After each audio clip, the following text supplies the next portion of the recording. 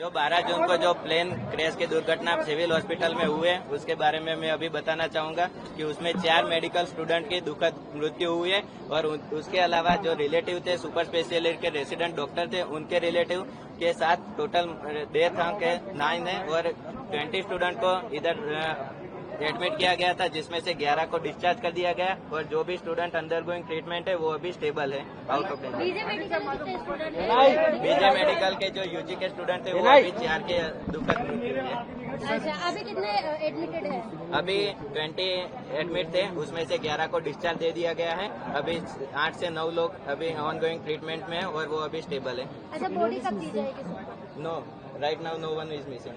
So, other than the plane passengers, how many fatalities have been reported from the ground? Do you have an estimate, sir? Up to now 21 other than the passenger and medical students, 21 dead body recovered from the site of the plane crash. So 21, who are the other people, do you know? Do you have an idea? Sir? Right now we are working on it and DNA sampling testing are working on it and it is going on at Kasoti Bhavan, BJ Medical College. After 48 hours the DNA sampling report will come and we will try to find out. Sir, एक बात तो हिंदी में ही बता दीजिए, DNA sampling की प्रक्रिया कैसे होती है और बॉडी परिजनों को देने के लिए अमूमन समय कितना लगेगा? डीएनए सैंपलिंग की प्रक्रिया अभी बीजे मेडिकल कॉलेज में कसौटी भवन में चल रही है जो 48 आवर के बाद रिपोर्ट आएगी। जो 242 जितने पैसेंजर थे उनके सभी परिवारजनों के आने के बाद डीएनए सैंपलिंग के सबके रिपोर्ट आने के बाद पता चलेगा कि कैसे आगे कार्यवाही। यहाँ पे अभी थोड़ी देर पहले 48 आवर कुछ परिजन आए थे, गुस्सा थे, उनके लिए क्या कहेंगे?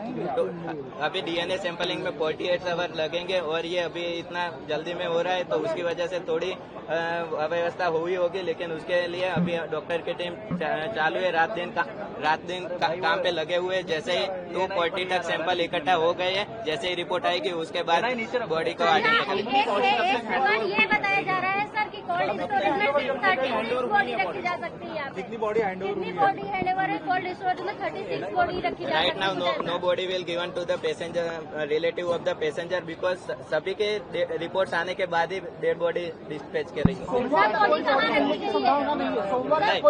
पूरे रिपोर्ट आने के बाद ही पीएम रूम से और पुलिस परमिशन के साथ ही बॉडी को डिस्पैच किया जाएगा। डीएनए सैंपलिंग में क्या दिक्कत आ रही है? 48 आवर्स दिक्कत क्या आ रही है सर, जिस वजह से टाइम लग रहा है सर? रिलेटिव आ रहे हैं, रिलेटिव आने के बाद सभी के सैंपल आने के बाद कर सकते हैं कि एक रिलेटिव आ गया उसके सैंपल के बेसिस पे बॉडी नहीं होंगे, इसलिए डीएनए सैंपल लेके गए उनको कितना समय लगता है? जल्दी नहीं हो सकता है कि डीएनए 48 आवर्स तो 72 आवर्स लगते हैं।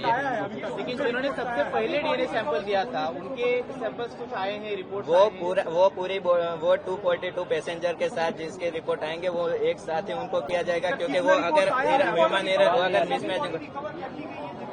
कितनी बॉडी मिली?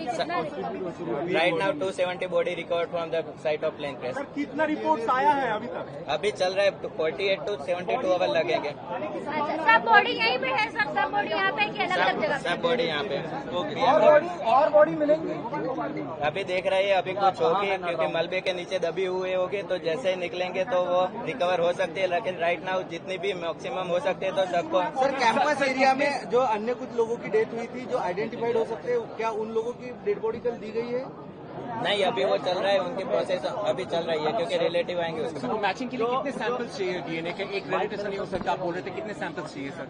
सभी पैसेंजर के रिलेटिव के सैंपल आने के बाद ही, क्योंकि वो अगर मिसमैच हुआ तो किसी का कहीं पे इसके लिए तो कितने मिनिमम समय है क्या? पूरी जो जितने पैसेंजर थे सबके रिलेटिव के सैंपल आएंगे उसके बाद।